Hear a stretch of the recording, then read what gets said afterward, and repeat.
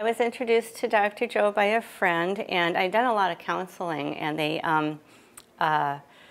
like have you relive your past, and it just kind of didn't feel right to me, like I was just getting ingrained in my past more. And when I read this, I knew it was going to work. So at the end of the book, there's the meditations that you do. I made my own script for that, and it was like listening to my higher self telling me good advice. So I listened to that night and day, and in 4 months, I was rid of anger and anxiety, and it just felt so good.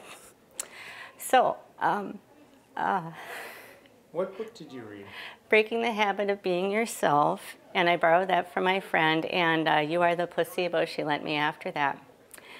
And a year later, she calls me up right after I had fractured my leg, which this is like serendipity, fracturing my leg so I can be home for 4 months, and told me about her advanced workshop, and I got to go to one. So I said, okay, how do you prepare?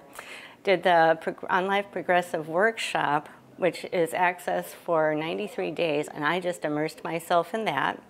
And one of the exercises is to have a letter focus, which that is my J for job focus, wanted a new job. So I took that script, added things that I wanted to it, and I did not want to go back to work. I was not praying for a healing. So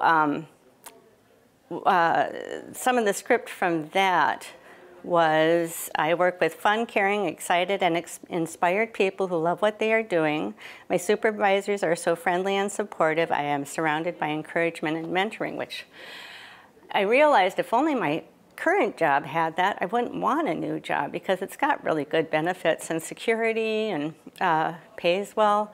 So literally, when I did get back to work, while I was off work, I screwed up some paperwork. And my supervisor was very not nice to me about it. And I had to call him once, and literally I said, be patient with me, the first thing out of my mouth, and he snapped back, you be patient with me. So I go, yeah, I need a new job. So when I got back to work, I never had a crossword out of him again.